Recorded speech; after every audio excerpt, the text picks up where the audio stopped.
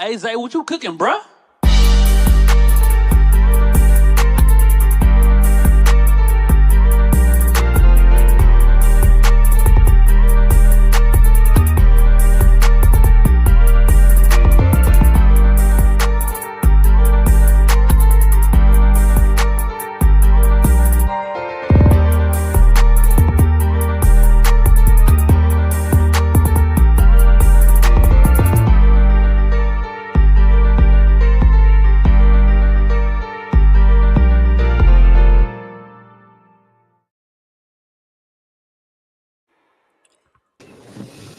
What's up, everybody? What's up, everybody? Welcome to the Ins and Out D podcast. It is your boy DT. We got Caleb in the building for another episode of the Ins and Out D podcast, live on Facebook, live on YouTube, and live on X, formerly Twitter. Caleb, what's going on with you, man? What's going on, man? Not much. Nothing much. I appreciate that. So we definitely got some stuff to talk about today. But before we all get started, go ahead, click like and subscribe to the channel, get the views up and things of that nature. But we're about to go ahead and kick it off, man. We have much to discuss, definitely on the offensive side and also on the defensive side. Still some things developing as we are live right now. We do have some news that we're gonna break a little bit, but let's go ahead and talk about, obviously, the big thing that we see on the thumbnail of today's episode. So, for those, everybody should know by now, David Blau has been named the new offensive coordinator for the Washington Commanders after letting go Cliff Kingsbury. They both parted way mutually. There was talks about Shanahan's system going a little bit more pro style with their approach, looking for the next guy in the realms. There was talks on Mike McDaniel. There was talks about the Kubiaks, guys like that. But they decided to keep it in-house with the Commanders, and David Blau is now the guy. So, Caleb, I have made a TikTok about it. I don't know if you have seen it, but, I share my thoughts and how I felt about it, and I'm glad to repeat what I feel. But what are your overall thoughts after the past couple of days about the move to make Blau the new offensive coordinator? I mean, I don't have any feelings about it, really. I mean, we just don't. He's just an unknown commodity. We don't know. We really don't know what he's going to do. We have ideas of what he can do based off his track record and his history, but we won't know what he's going to run until the games are actually played. So, Correct. We can say he's going to do this, he's going to do that, or he may do this, but until the games are played, we don't know. But like I said, he's unknown. I don't have any feelings on it, really. I mean, just don't know, man. Yeah, and that's actually fair. It's a very fair assessment. So for those that have not followed me on TikTok, I share my initial thoughts about it. Honestly, I've seen a lot of people, mix, things like that, whatever. They're like, McDaniels was still there, guys like that. But honestly, I think this, in terms of continuity, in terms of familiarity, I think this was the right move to make. Is it risky? Yes, absolutely. He has not called plays maybe outside of some of the scrimmages we have had maybe the past 2 years. I'm not sure he calls some plays in the scrimmage last year during the offseason plans and stuff like that. But we heard talks about him and on the other side of football calling scrimmages against Cliff Kingsbury and calling it. But still, this is a new to a realm. This is one of the fastest rises we have seen in the NFL. Obviously, we're starting seeing this trend, with even these younger guys getting these opportunities in the coaching ranks. When he started, he was still playing in the league, Caleb. Like, it wasn't that long ago. He was a practice squad player in the NFL. Then, he transitioned to coaching in the quarterback room with Peter Pritchard. There was talks last year about him getting some looks in the coaching side, specifically the Lions multiple times. That was a team that he has played for. And honestly, when I look at it, I think it makes a lot of sense. Now, it's definitely a risk because, he hasn't called plays. So We don't know what the offense is going to look like. I mean, people are saying, he's played under Ben Johnson, Dan Campbell, Kevin O'Connell. He also played under Cliff for a bit as well. So, it could be a mixture of him combining some things, still trying to keep things comfortable, some continuity with Jayden, but ultimately it's going to be in a completely different offense this year. Especially, it's also going to be a completely different offensive staff. You'll say Tashreed Pritchard left mid-season, Cliff left a couple of weeks ago, and the offensive line coach Bobby Johnson is gone. So that's another key position um, on the staff that they're going to have to look at who's going to be on that. But in the meantime, though, we do have some news because currently, as of right now, they have just named the quarterback coach for the Washington Commanders, and it is quite a familiar name. Just has the junior to the side. Yes, it is DJ Williams, the son of Washington legend Doug Williams. DJ Williams has come from the Atlanta Falcons. He was a quarterback coach over there for the past couple of seasons. He has worked with Kirk Cousins and Michael Penix Jr. Um, now, he was not the only candidate they were looking at. Um, they were looking at the guy from Carolina. I can't pronounce his name, but I do remember his face because I remember him during the old days when he was playing at Arizona State, and he has also had a relationship with Jayden Daniels. He worked under Dave Canales. He worked with Bryce Young. We see Bryce Young steadily improve as the past two seasons has went along down the stretch.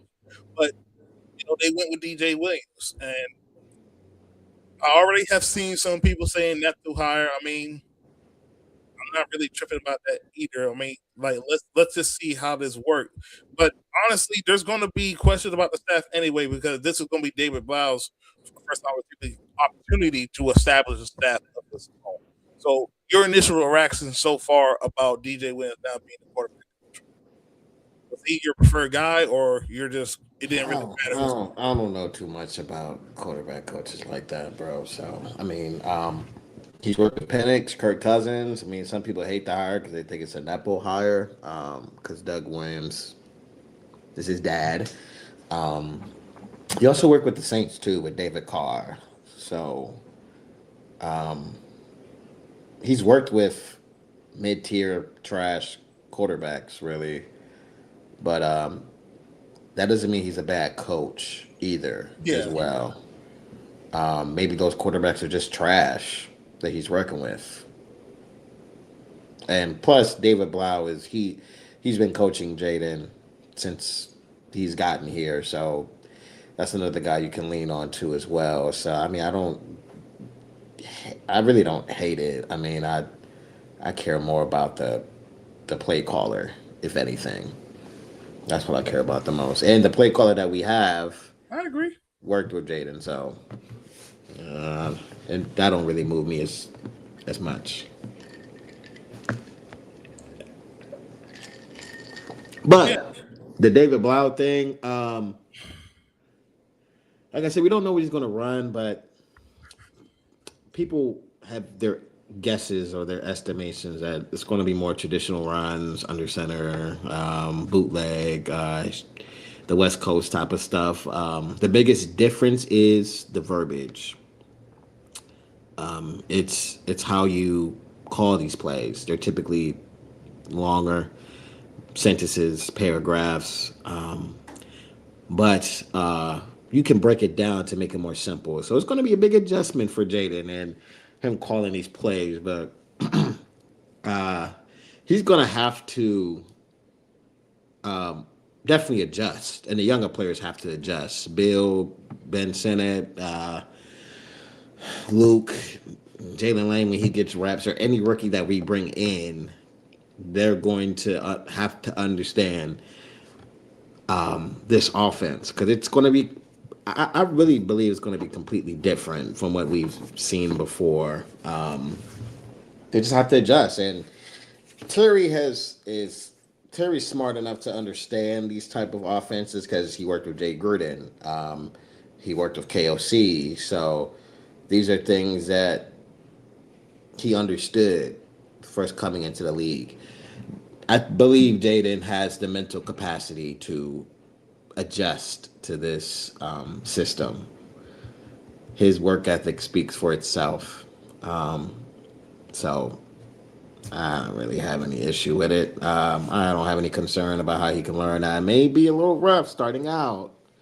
Maybe a little rough starting out because people got to adjust timing, just understanding the playbook. But they say David Blau is a teacher from his resume when he was, even as a practice squad quarterback, he helped TJ Hawkinson on the Vikings understand the playbook once he got traded there. Ben Johnson wanted him back with the Lions, regardless of what position that he had. He wanted him back. There are certain teams that wanted him. This, like you said before, this could be a diamond in the rough, but it could be a terrible decision. And we could be just the worst case scenario. Best case scenario, diamond in the rough, hidden gem. We look like geniuses. Worst case scenario is when we're going to be an example of this is how you ruin a quarterback by doing all these different things in this short time period. But we'll just see how it goes, man. DQ's putting his neck out there. Gonna see how it goes. So it's gonna be interesting.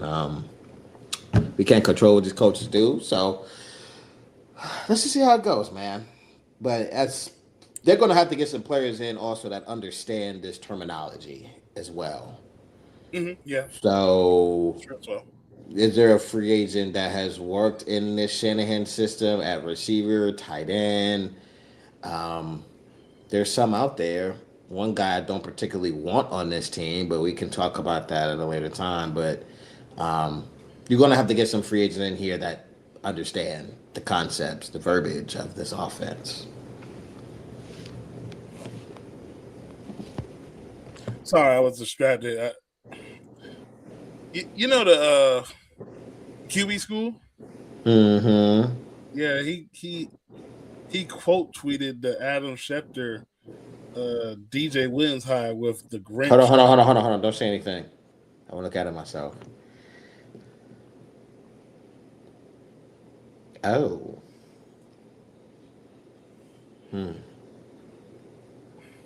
Yeah. What do you think that means? I think he's That's a good. TV. You think it's good? You think it's bad? I mean, I don't. I mean, like, okay. Well, listen, when people put those memes out there, it's like it's not bad. I tell you that. Well, okay. Well, you know what I'm gonna do later on? I'm gonna see what you got to type to get that gift. I'm gonna type Probably. So, I are can they find looking for a out. new online coach? Yes, Outlaw. I mean, yes, they have to look for a new online coach. I mean, You could they put. could promote. They could promote the assistant, but I think preferably Blau wants to bring in his guys for the offense he wants to implement or install. So they could do internal, but my suggestion would probably be they already got a quarterback coach outside. They might as well go ahead and try to get an offensive line coach from someone that he knows personally. Let's see, Trail up here. I gotta see my takes. Oh, what this mean? Yeah, I did. I used it. I used it. See, wait, that's a copyright symbol. What that mean? Yeah, I used it. I used it. You copying people's takes, bro? I don't give a damn. Nah, that's nasty. Oh wow. Ooh, whoop de doo. People do it all the time in spaces. Let me like the stream. I like it. Yeah. I thought I did like it. My bad. Oh God. I don't Yeah. care. Bro, I do not care. People do that shit all the time. Yo.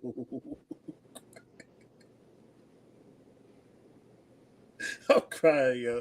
All right, okay, let's go ahead and move on. Um, okay, so we got an offensive coordinator. We have now the quarterback coach. Yeah, I think they're gonna get an offensive line coach. Um, I think they probably maybe they might try to sneak one from the Lions. Maybe it might be assistant O line coach. I probably gotta look it up. Somebody that he's very close with. I mean, I kind of see a trend a little bit. You know, Blou's 30 years old, DJ Williams 33. I'm not saying all of them is going to be in that same range, but he also got to think about he's kind of a younger guy who's just now getting into the business of coaching. So it could be some guys that he has formed a relationship with at summits, things like that. So we'll see eventually who's going to be the offensive line coach, because I think that's going to be important as well to implement the run game scheme and things like that.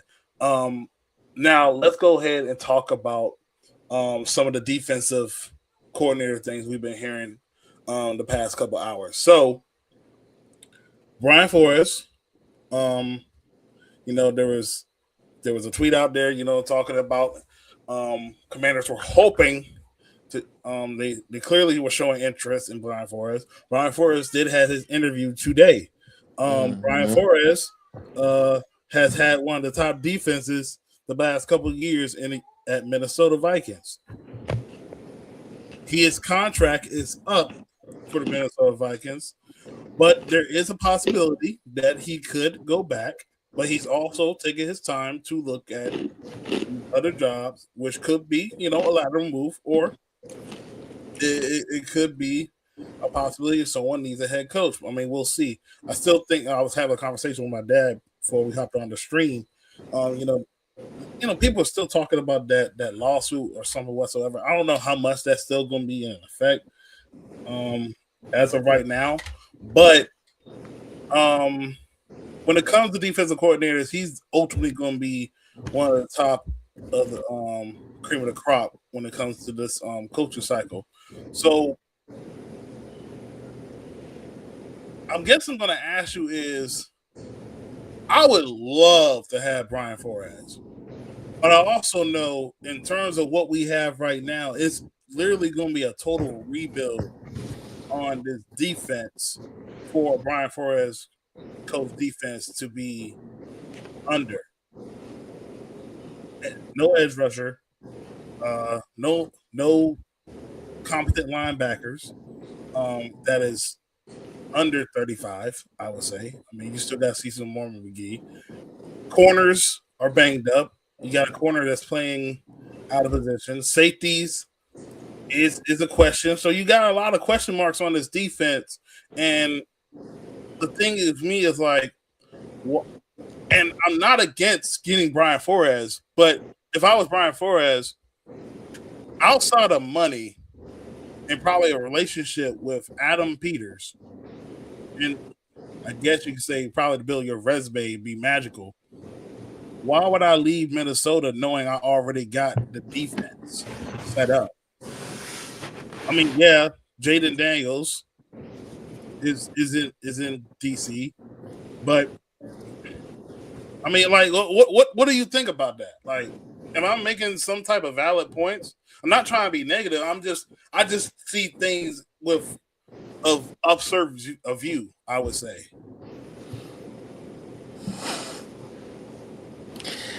Next, um, yeah, I mean, I can see that point. I mean, I think another thing I can say is you got to think about job security too. Um, Yeah, that's another thing. because the Steelers offered him a head coaching. Well, they interviewing him to be a head coach, and he used to be there. He used to be their defensive assistant as well. He has better job security with the Steelers than he does with us too. He does. You have the potential to be there for what 4 years in Pittsburgh. Here, it could be 1 year, 2 years, especially if shit hits the fan. He's out of here most likely. Um, So you got to think about that too. Yeah. Or go ahead, go ahead. No, I was agreeing with you. I was just agreeing with you. Yeah, it's also job security too. I mean, if he's gonna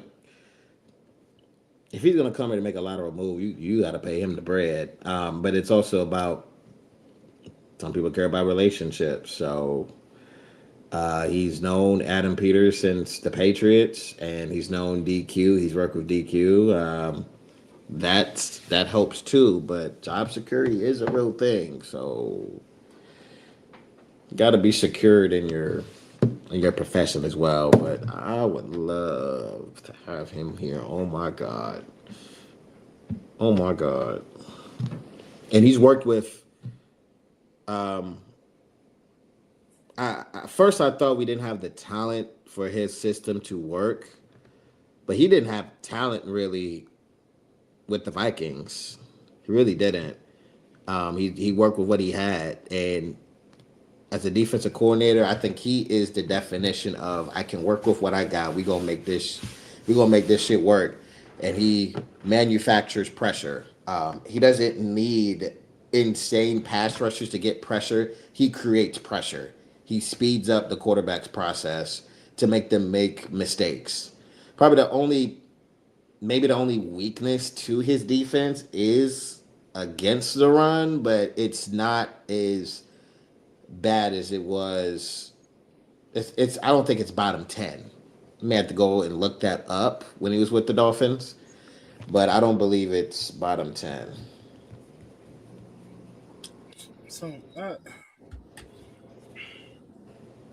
I see your point. Let me look that up. Yeah, it just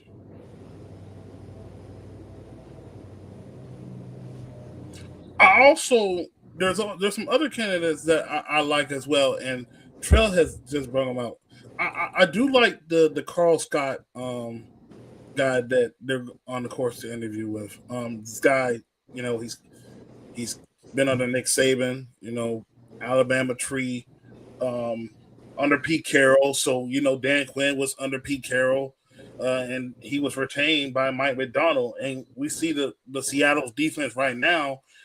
That secondary and that defense overall has played at a absolutely crazy level.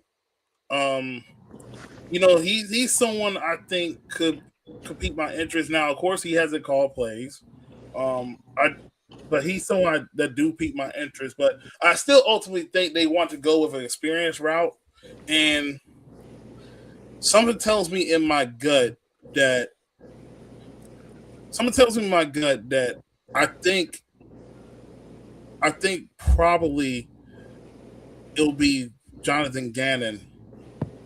I'll put Jonathan Gannon probably like 60%. He might be the defensive coordinator in Washington. But I would love Scott. I mean, I seen people were talking about it today, and I was like, yo, like that secondary, like they just play. Nick Emenwari flies all over the field. Like they got Kobe Bryant playing crazy. Tariq Woolen, people have been talking about him as a trade candidate. He could be somebody like we could try to sign over and have as a starter.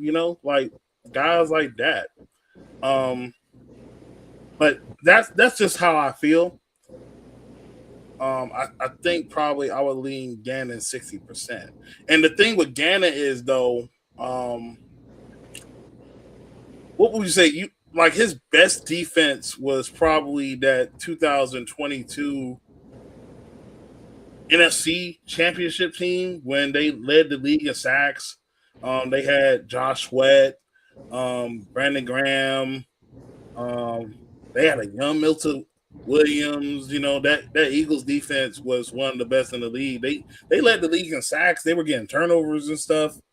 But I think it kind of like they had some flashes in Arizona, but they just wasn't consistent. They were able to acquire some talent, but it was pretty late in the process for him. So be interested to see how things will be over here. But yeah, that's just how I feel. Um, Hold on, I'm typing something.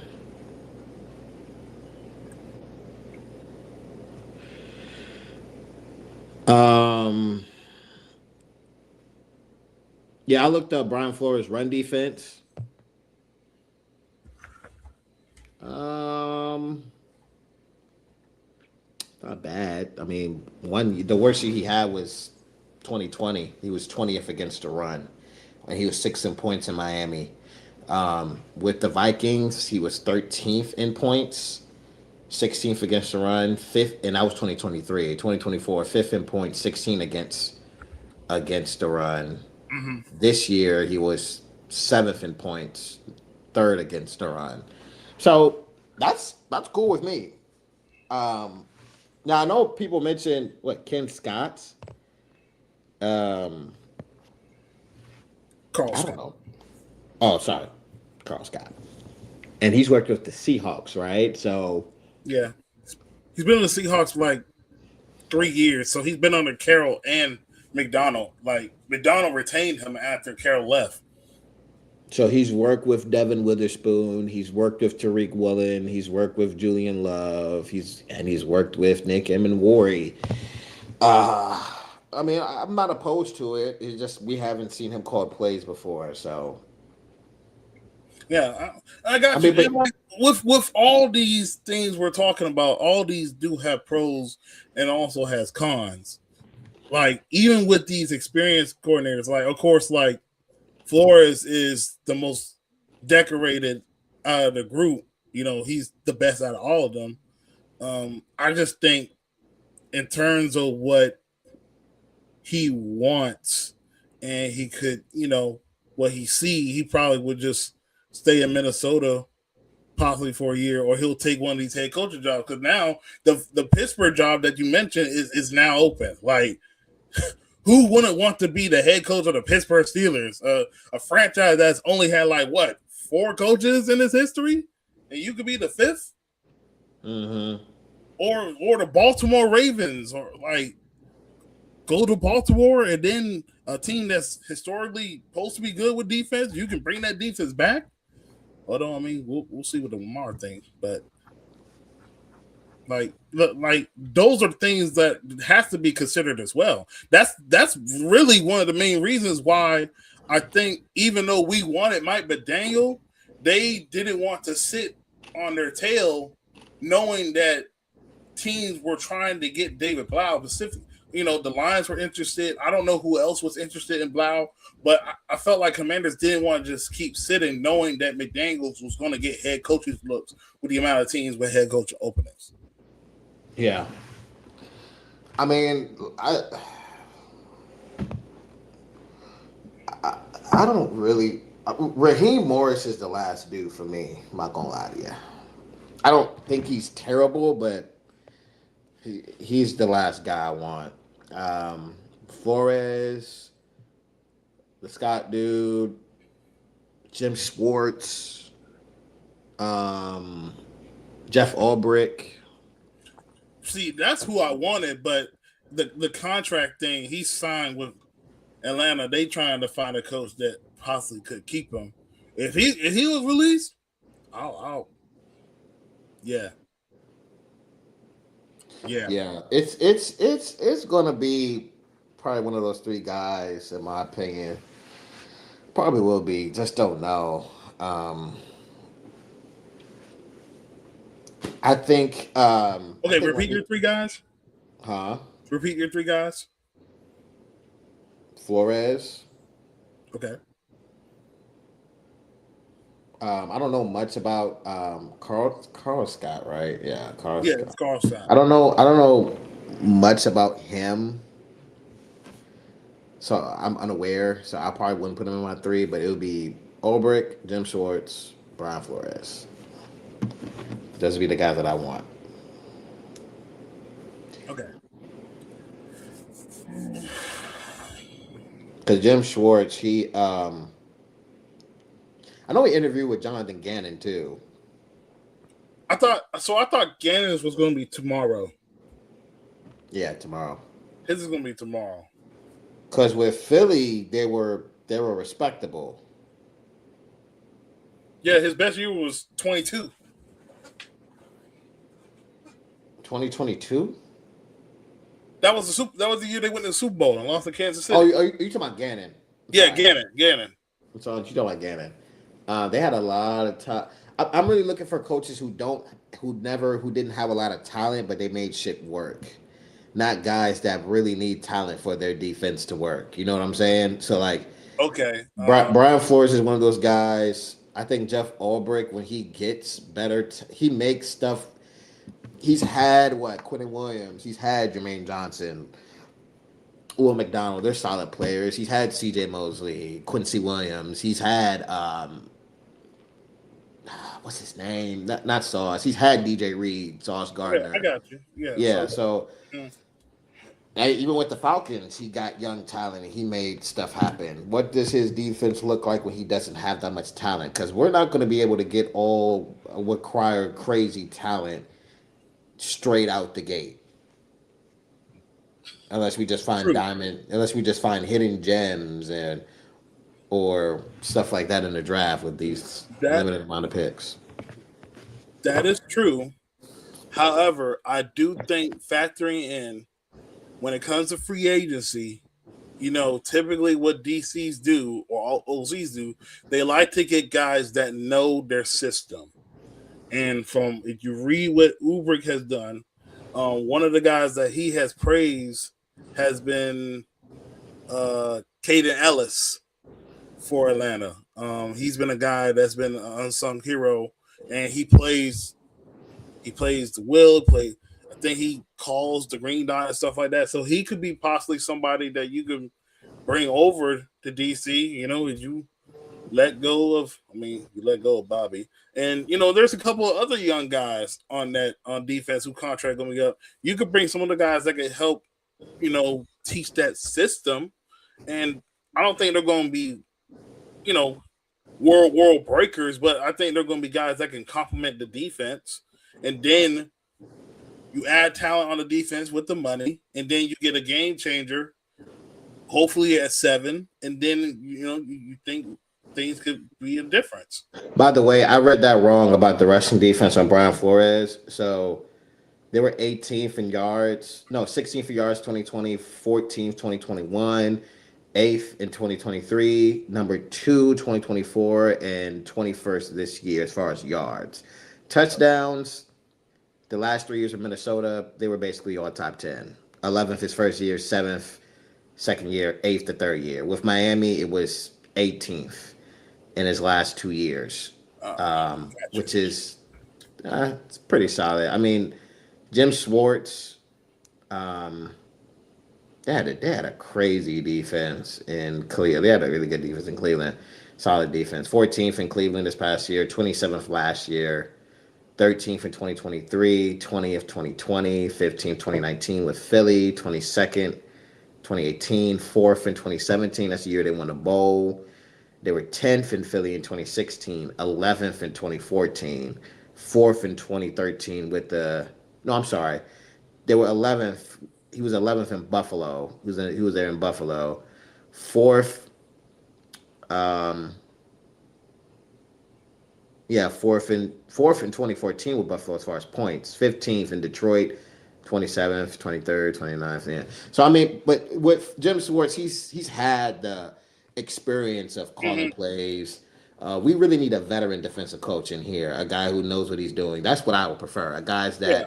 Guys that had the experience. So your Brian Flores of the world, your Jim Schwartz of the world. I mean, um, guys like that. Those would probably be my two top candidates. I want a guy with experience. I want a guy that knows what he's doing. I want a guy who knows how to put people in the best position to succeed. Um, they need that on this team, especially with the limited amount of resources that we have draft picks wise. We got the money for free agency, but um, we you got to come in and work with some of the guys that you have. So the Johnny Newtons of the world, Mikey Samerstrill, Trey Amos. However you feel about Quan Martin, however you feel about Kay Madrano, Jordan McGee. These young guys that you have to know how to use them. Like I said, we need I would prefer a veteran defensive coordinator so they can raise the floor of what I have currently right now. Make us a respectable NFL defense because last year was not good at all. Terrible. Yeah. Very, very terrible. So they need a vet. But Yeah. go ahead.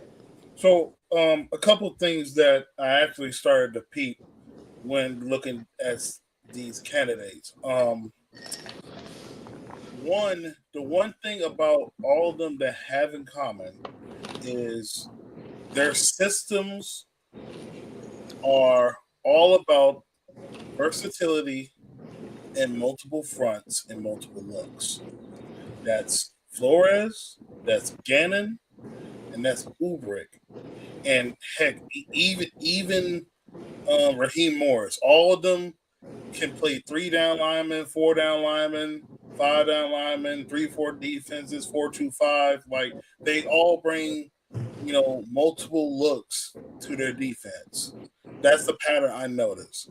Now, the other thing is obviously it's going to be the question is because we can be real and say that maybe outside of Raheem Morris and Ubrick, Gannon, uh, Carl Scott, and Brian Flores all have different style of defenses that they have from the teams they have come from and compared to Dan Quinn. So, what do you think will rule ultimately in getting the defensive coordinator?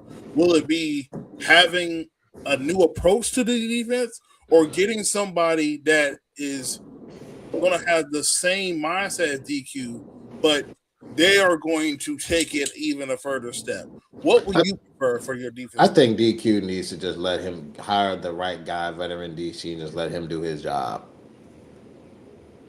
Simple as that. Simple as that. That one of my biggest fears was that DQ is going to hire somebody that knows his system and knows how to run it better in a way. That's why he hired Joe Witt. Look at that's why I'm surprised. Well, the Bears are in the playoffs, so they can't interview Al Harris. But if the Bears were eliminated, Al Harris was going to be one of those candidates for sure, just because he has that relationship with Dan Quinn. But in my opinion, if I could control Dan Quinn's mind, if I could control what he does, I would want to hire somebody that just has really good experience. Like the Eagles hired Vic Fangio. He has elite experience when handling defenses. Mm-hmm. Just he's been around in the league for years. He's seen everything. He's literally seen everything.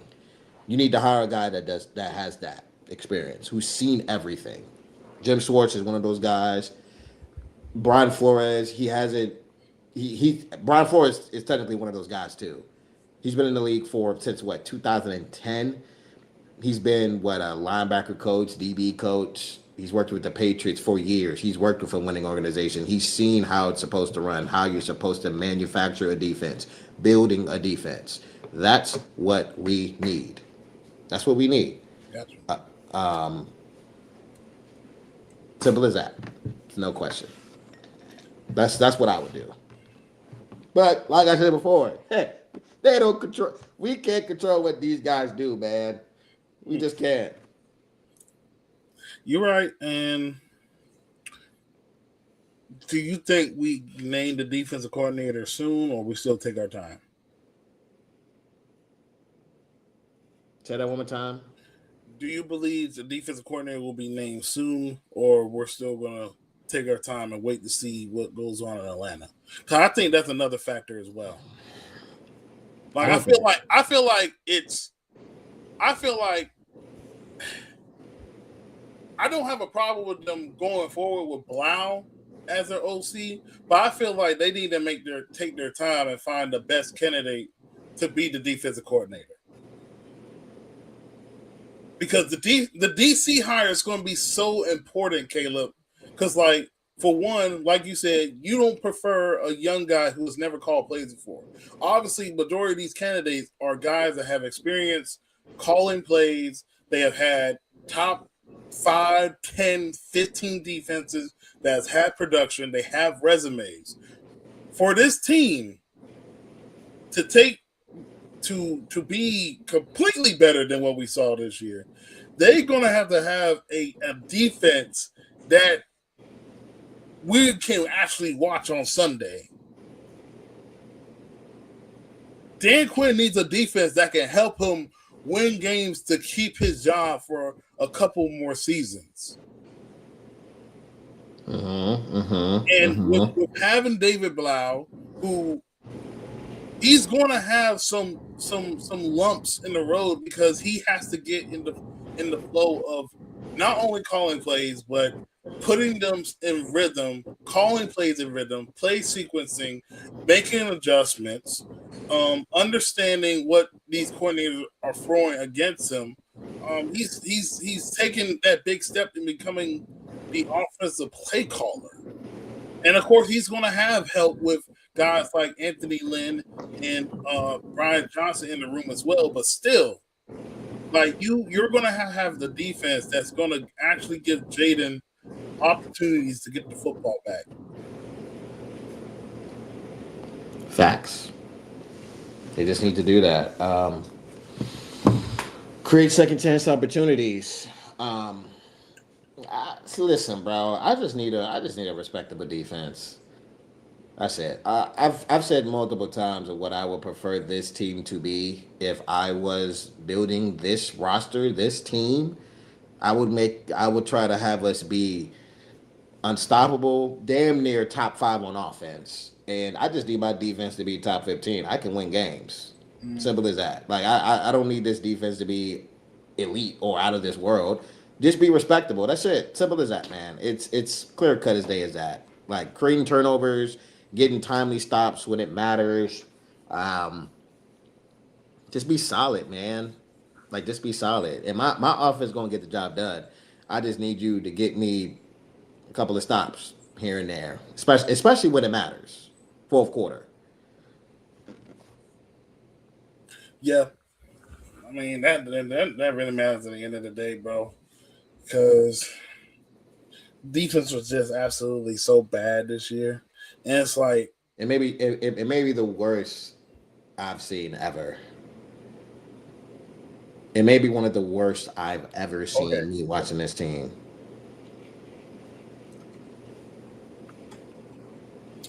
I see some bad defenses. Yeah, but this was bad.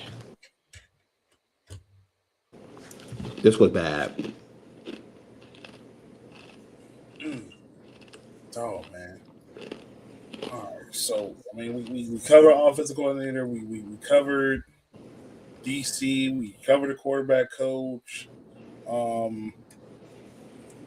What is else that you feel like could benefit this team and this coaching? I mean, obviously talent, but what also matters is letting the DC and letting the OC find guys that fit their system. Find guys that know their system, as you mentioned. Find guys that can teach it. Because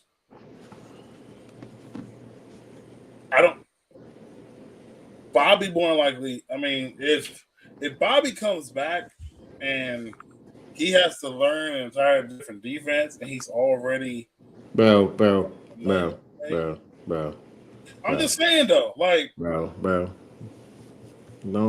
Don't talk about Bobby coming back, please. Please don't. I'm just saying, like no. You speak no. DT, no. I don't want him back. I don't want him back. I mean, I don't want him back either, but it's all respect. Like I don't hate the dude, but it's I don't hate him either. Yeah, he doesn't fit in our timeline. Yeah, I don't want him. Yeah, bro.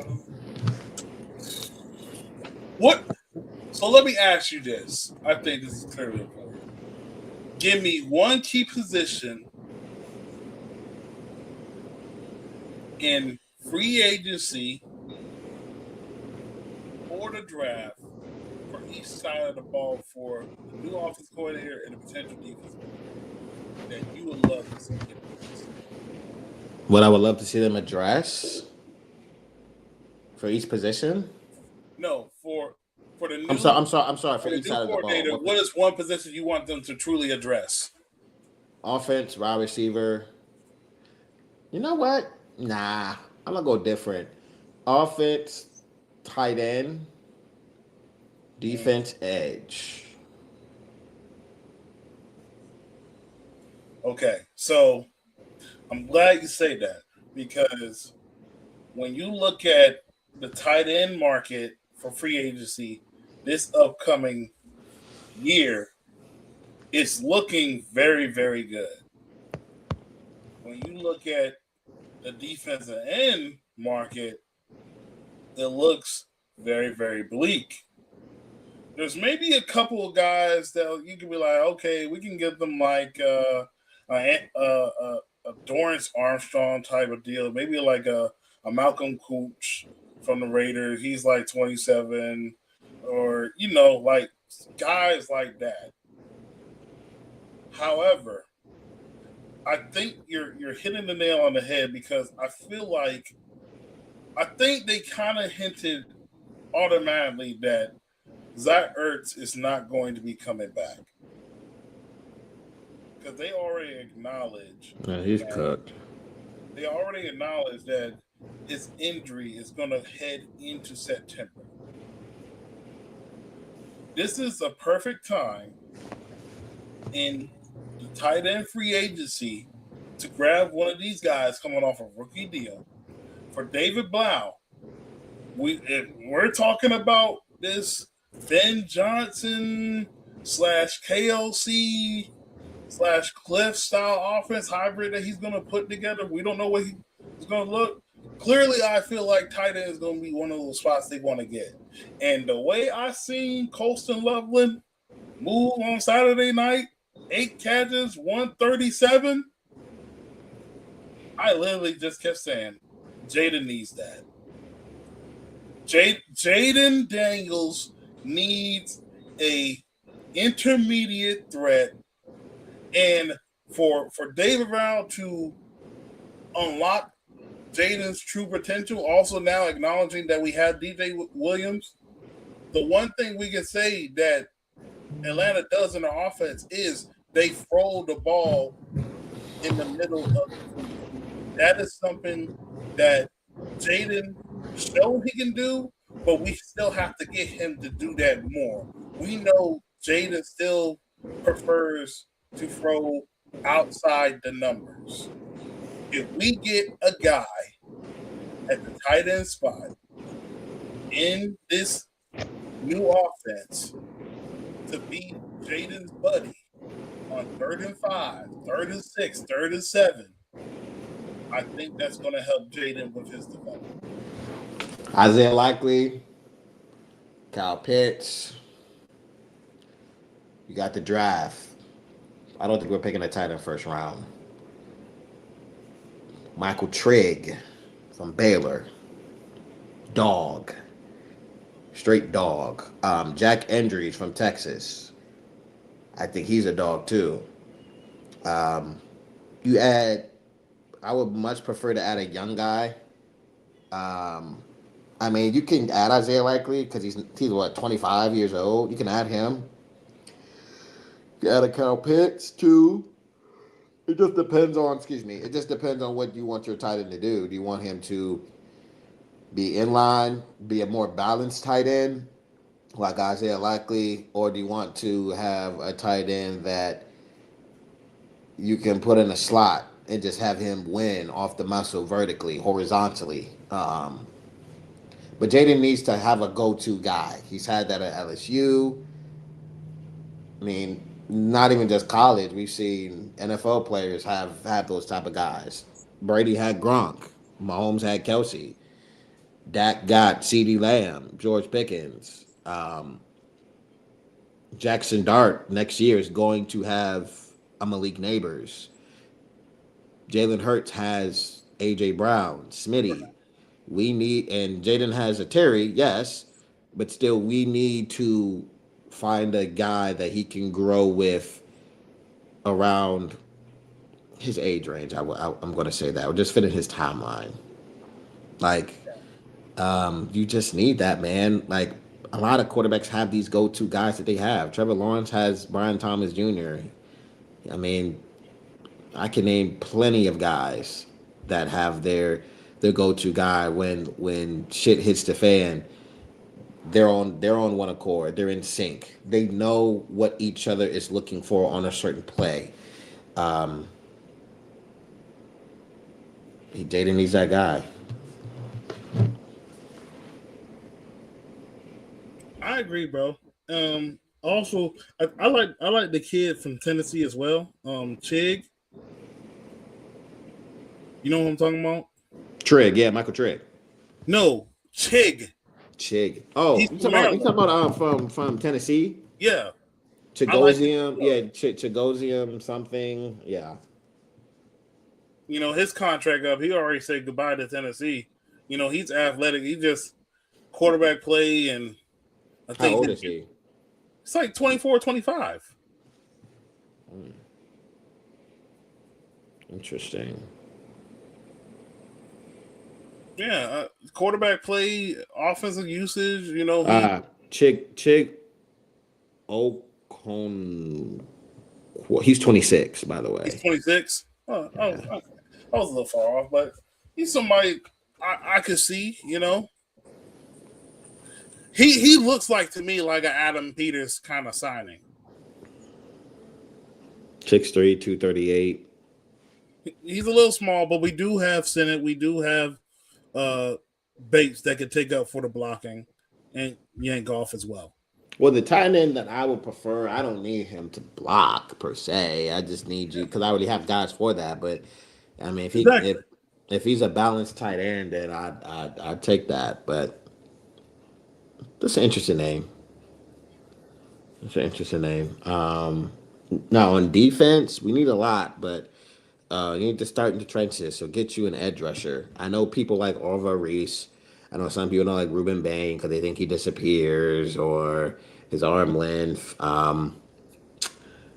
David Bailey. I think he's a really good. I think he's me to be honest. I think he's going to be a really good pass rusher, but can he be an every down edge rusher? Can he be a guy that you can play on all downs Mm-hmm. every week of the season? You got your Keldrick Falks of the world. I mean, you got there's somebody I'm missing. T.J. Parker. You got him too. I would prefer, me personally, I would prefer an edge rusher that has a certain physical frame. So, like, for example, I would love a Trayvon Walker on this team. I would love a Trayvon Walker on this team. Mm-hmm. 6'6", what, 250, 260, long arms. He can play the run. His biggest strength is playing the run, but he got better as a pass rusher as he progressed in his career. I would prefer a hand in the dirt type of guy. But I don't even know what they're gonna run on defense. They could run a 3-4. They could run a 4-3. We don't know. Um, if you're gonna get an Arvell Reese, I want Yeah. him to rush the passer every single down. Now, what pass rush moves does he have, DT? Then you're an Ohio State fan. You would know what pass rush moves does he have? How deep is his bag when it comes to rushing the passer? I personally don't know that. I just feel like he is a tweener. I don't want him in pass coverage, and if he's going to be in pass coverage, I want him guarding the flats. He doesn't need to be lined up on a linebacker or on a tight end and guarding him 10 plus yards down the field. Mm-hmm. I don't need that. I want him to rush the passer. That's what I'm drafting you for. That's what we need on this team. You rush the passer.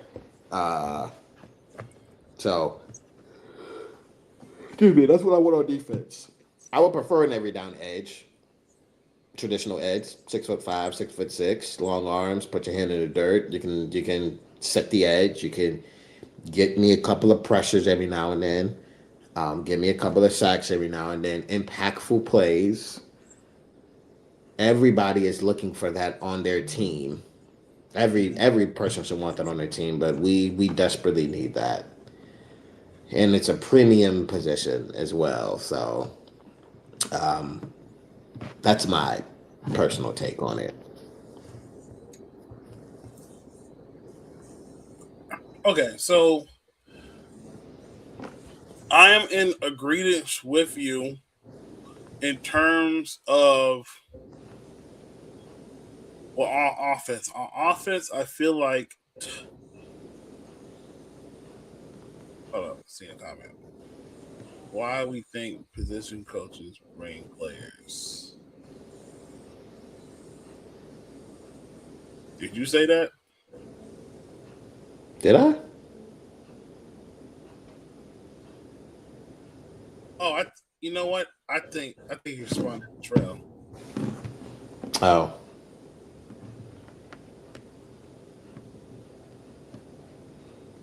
I mean they can. We don't think we help.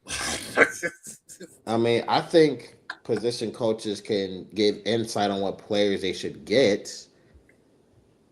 At the end of the day, the GM, the head coach, they bring in those players. But you know, same thing with the defensive coordinator. He could go. well, Excuse me. He so can go to DQ or offensive coordinator can go to the head coach and say, "I need this player on this team to make this type of impact for everybody else around them." So, okay. So that's my to answer that question. He's probably talking to Trail, but so let me ask this question though. Like for Williams, he's now a quarterback coach.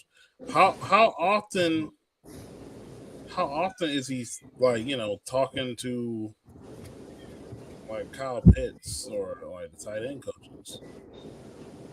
I mean, they game plan to get up. Well, I Yeah, mean, I mean that. I really don't know, bro. They probably don't even speak to each other at all. There's probably some coaches that say, "Hey, I'm just going to do my part and coach these guys up and have them align with the offense." Can the edge win on 30% of his one on ones? Um, I can actually look that up. I feel like that's kind of. I think that's feasible. I can look that up. He also asks, is it that player needed or is the skill set needed? Skill set. So is the skill set needed for? Okay. Skill set. Like, for example, I've said in the past how I would want my wide receiver room to be built. I want a deep threat. I want a route runner. I want a possession receiver, a guy that can get jump balls, a jump ball type of receiver. I want a plethora of guys that can do different things and insert them into my offense. Me personally, for a tight end, I like on this team, I would prefer a tight end that he can block a little bit, but he's also a vertical threat. So you got your Coastal Lovelands of the world. You have your Trey McBrides of the world. There's still two guys off the top of my head. I'm pretty sure there's more. I just have to think. Like for a quarterback, a dual threat QB, a QB that can push the ball down the field, but he's also can work the short to intermediate. A cornerback, I have I may have a certain preference for I want my corner to be. Like me personally, I would love for this team to play man, mano y mano. We gonna press you to the dirt, get in your face, and we gonna punch you in the mouth, mano y mano. So I have certain skill sets that I want in certain positions on this team. Edge rusher, like I said before, the guy that can set the edge, that he can help defend the run, but he can also be impactful on passing downs. Linebacker, I prefer a skill set in a linebacker that's really good in pass coverage because this is a passing league. And when you have a great pass coverage linebacker, like a Fred Warner, the best linebacker in the NFL, it's not even close. It's him and everybody else, in my opinion. I would prefer a guy. If I had to choose what the strength would be in my linebacking core, it would be pass coverage. You got to be able to guard these tight ends. You got to be able to guard these running backs in open space. Um, D tackle, you can have a balance of guys. I would prefer. I can have a run stopper. I can have a true nose. I can have a pass rush, a couple of pass rushing D tackles that are three techs.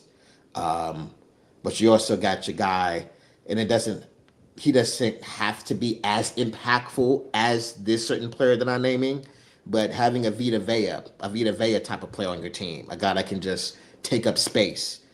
There's certain skill set on this team specifically. There's certain skill sets that I want in certain positions for this team. Um, I mean, at offensive line, you would want an elite left tackle. If I'm going to have an offensive line DT, I want their strength to be. I would prefer their strength to be in as pass blockers. It would be good to have a balanced O line, but if I'm going to have an offensive lineman, you have to be good at something. I don't care if you're just good at run blocking. I'm going to put you out there.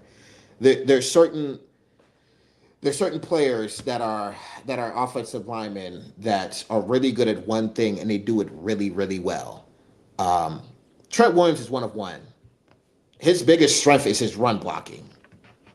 He's been the best run blocking left tackle for like the last 10 years. But he could also be a pass blocking lineman too. But if I'm going to have an offensive lineman, I need you to be really good at something. Really good or great at something. I don't care if it's run blocking or pass blocking. I need that to be your strength. So to answer, that was a long-winded question. I started rambling, but I just basically broke down what I value in certain positions. Um, Here you go. Um,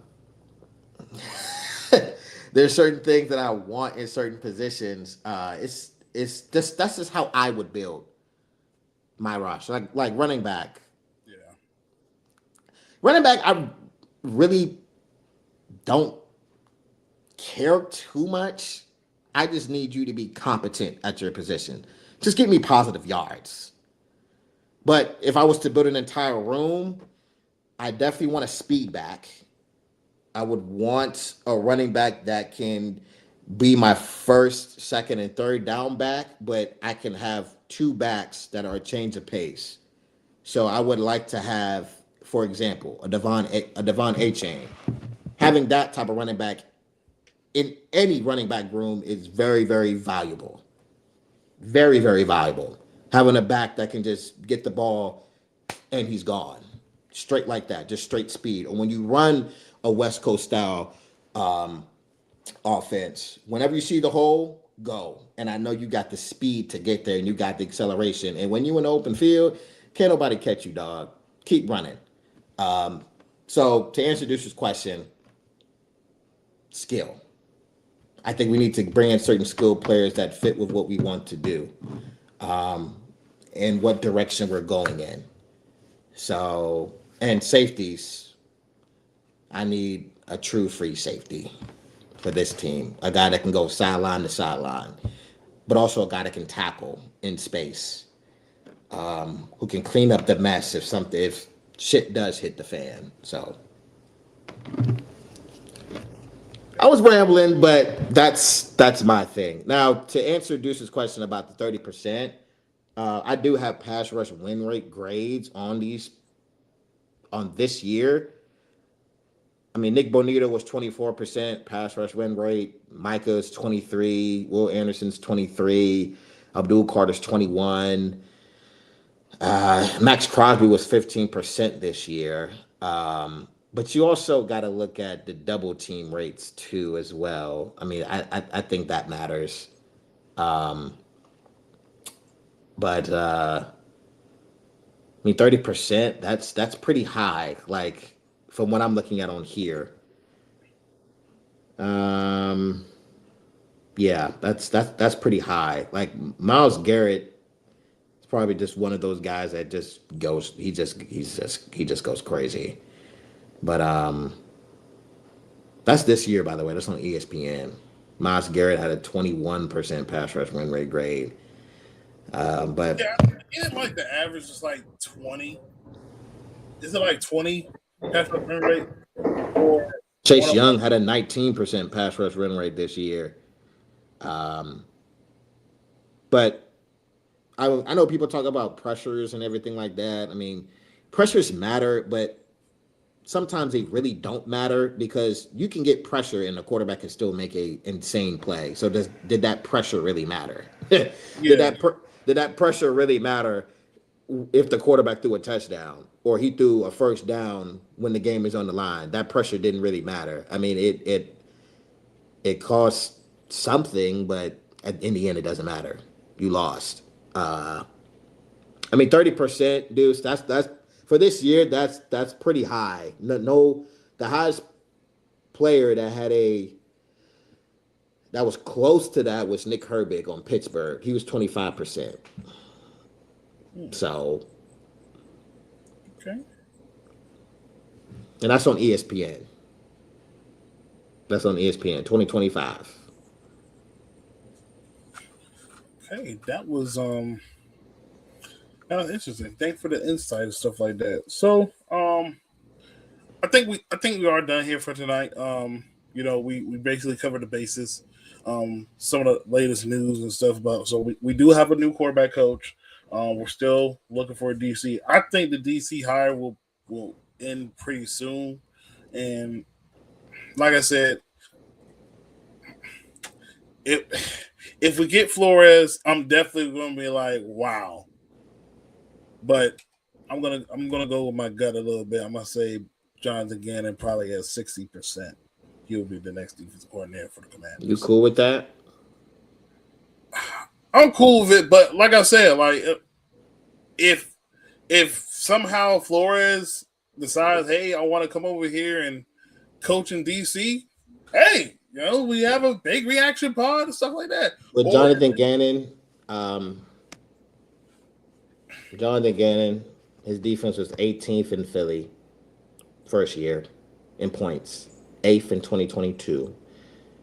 In Arizona, 27th, 2023, 20th, 2024, 19th, 2025. No, I'm sorry. 29th, 2025. 15th, 2024. It was 31st, 2023. 8th, 2022, 18th, 2021. So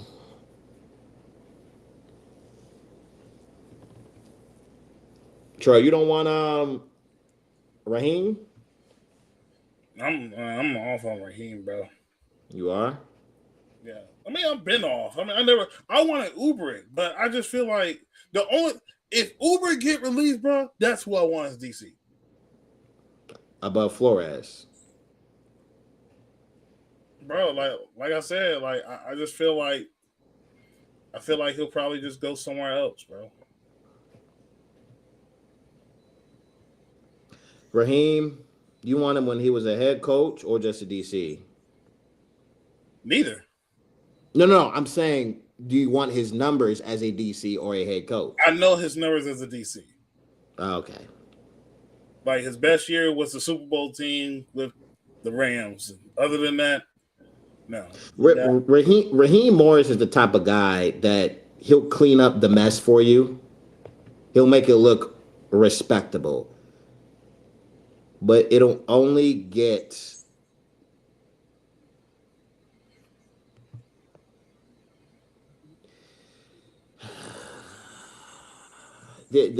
I think they'll only get better if he gets better talent. Keep in mind, he had Aaron Donald. And what year did they win the bowl? 2022? That was They were, like 21. Was it 21? could be 2022. I thought they won in 2022. Oh, 2022 was the Chiefs. 2021. So it's 2021. Yeah, that was the Bengals. Yeah. Yeah, they were 15 for points. defense. They had Ramsey. They had Aaron Donald, Leonard Floyd. Peters at corner. Like now, you know what I'm saying? I'm not trying to make excuses because like, you know, you gotta get talent to make stuff work, bro. That's just point blank period. But my sense is that I in my opinion, I prefer, and I think I've seen somebody else say this too. Guys that are like linebackers, they like understand how everything is supposed to be run from the fronts, the gaps, responsibilities, and even coach up the secondary. Like you see, like D'Amico Ryans, bro. Like his defenses have been like insane. I know people looking at like Burke and stuff like that, but it's D'Amico, bro. D'Amico is the man behind those defenses when he came from San Francisco and to currently now. And all they do is play literally two shell. And they bully people, bro. They play two shell and they bully people. Oh yeah. Before we end the space, I do want to talk. I do want to get my takes about the 4 games. No, 4 games. Yeah, I'll get my takes about the 4 games coming up. Yeah, Raheem Morris. I mean, not Raheem. Sorry. Damn it, D'Amico Ryans. Yeah, that defense is different. That defense is different. That may be. That may be the best. That may be the best. It's better than Denver's defense. That may be the best. Wait, whoa. No fly. That, bruh. Do you think that's the best defense in the last decade? I think it is. I think it is. Talking about, bro. That defense is crazy, bro. It's up there. Now I will say this. Look at the teams that they played, and you did say in the space. Oh, I'm sorry. I'm talking so fast. Sorry. I apologize. Do look at the teams that they played, and I think the highest offense that they played was ranked 11th in scoring. But I listen, man. Different. And it took them a couple of years to build that, like at least 4 years to build that. Now, quick take on these games, DT. How you feel about the Bills and Broncos game? And who you got winning? Okay, so and then we can end. The Bills and Broncos at home. Their offense has been up and down. I think their defense is going to do some things. I mean, Josh Allen, we know he's banged up. Wide receivers, you know, this kind of revolving door. Kind of concerned about some of the injuries and him being banged up like that. Denver gets after the passer. Did they play in the regular season? Who won the first matchup? I don't know. I don't think so. I know they played last year in the playoffs. And they got belt to romp. I know that it was 31-7. Mm-hmm. Well, I'm gonna say this. I feel like, and I know I had this take on Interest Lab podcast. I was like, if there's any year for Josh Allen to win it, it has to. I think it has to be this year because there's really no Patrick Mahomes. There's no Lamar Jackson. However, I also understand there have been struggles with this Bills team when it comes to playoff performances. And I also understand that, quite honestly, the Bills haven't really put quite enough around them, especially since after they got rid of Stephon Diggs. So I'm going to take Denver in a close one. But I wouldn't be shocked if Buffalo finds a way to win. I'm taking Buffalo. I'm taking Buffalo because I do think they got too much at stake. They got too much at stake. If Josh Allen don't win it this year, He may never I win it. yeah, I won't say He that. may never I win think it. Dog. I mean, hey, bro. Listen, not everybody, going to get an opportunity to get to the big dance, bro. but And yeah, I mean, in every era, somebody's going to be the lame duck.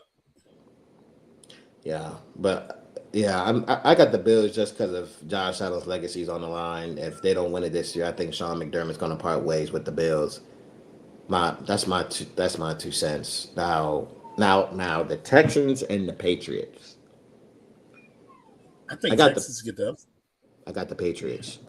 And no, before anybody says something, oh no, it's not because I like Drake May or I wanted Drake May. No, it's not the reason why. Um, I think the biggest X factor in that game is going to be CJ Stroud and the Texans OC. They have a first time play caller or first year play caller in that offense. I think he's a first time play caller. I think. Yeah. You're going to go up against Vrabel, who's an experienced defensive mind head coach. He's not calling the plays, but he does give input on. Most likely, he does give input on what they do. And the Patriots have a top five defense as well, a sneaky top five defense. Texans Mm-hmm. have an elite defense.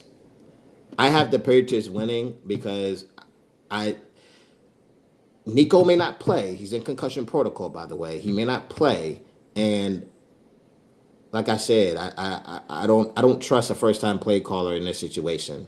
Like going up against a veteran, defensive minded head coach. I don't trust it. I don't trust it at all. That's why I'm picking the Patriots. Um, that's my 2 cents. That's my biggest reason why. I could be wrong, but that's my biggest reason why. Okay. I mean, I see your point. I just, Uh, Go ahead. Go ahead. Go I'm, ahead. Go ahead. I'm taking Houston. You just trust that defense, huh?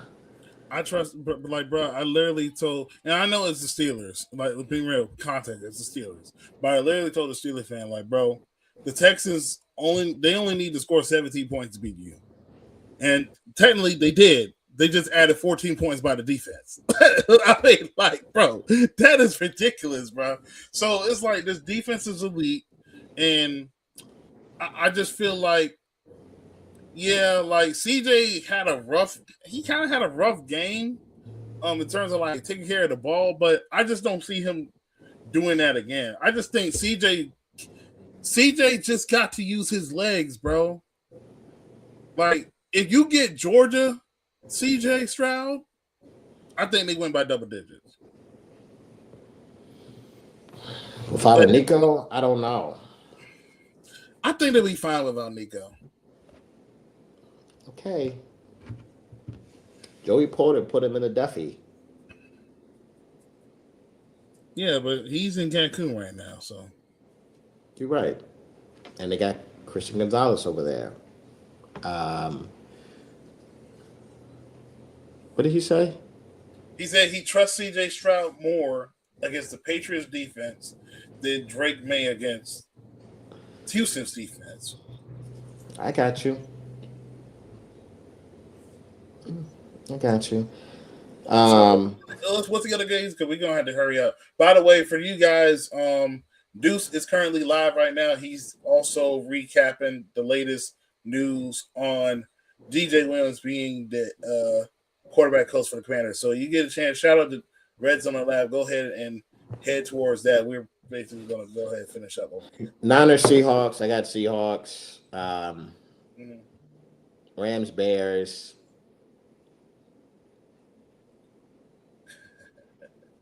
I love how you hesitate on this one. Because I tell you, if they get to the NFC Championship, I'm taking the Bears. Sorry. it's going to be so nasty, bro. I'm taking the Bears. Like bro. If they go to the NFC Championship, it's going to be so nasty. Like you can't tell me it's some type of curse or something, bro. I'm taking the Bears. I'm taking the Bears. There's a reason why, but Bears have a top 5 passing offensive line. Rams DB suck. I think Caleb can do enough. It's going to be a high scoring game, in my opinion. And also, last time the Rams played at Chicago, it was last year. They lost to a rookie, Caleb Williams. So, but I think by watching, I just don't see the Rams going to be making the same mistakes as Green Bay is, because Green Bay had an opportunity to hit the kill switch on the Bears, but they didn't finish. I can see them finishing better than Green Bay. Puka, you get Devontae Adams, you get Kyron Williams, Blake Corum, multiple tight ends that Stafford throws to. You know, he just keeps the ball clean. I think their defense, you know, yes, their secondary is a concern, but I'm it's going to be a chess match between Ben Johnson and Chris Shula Jr. That's going to be the chess match. If Chris Shula can get some stops against Caleb Williams and Ben Johnson and gives opportunity for Stafford to get the ball in the red zone, I'm going to like the Rams a little bit more than the Bears. And plus, I can't fathom the Bears being an NFC championship. That's all we're going to be hearing in the offseason. Literally parallel. So, no. I'm going with it's going to be an NFC West, NFC championship game. Just know that. All right. And Trail says Hawks, Rams, Texans, Bills. All right. That sounds like the plan to me. So, any final thoughts before we head on out tonight? Hope they make the right hire. I hope so too. So, with all that being said, it's your boy DT. We got Caleb in the building. Thanks for tuning in to another episode of the Ins and Out with D podcast. And we will see you guys next week as we hopefully get some answers on who's going to be the next defensive coordinator for the Washington Commanders. We'll see you guys next week.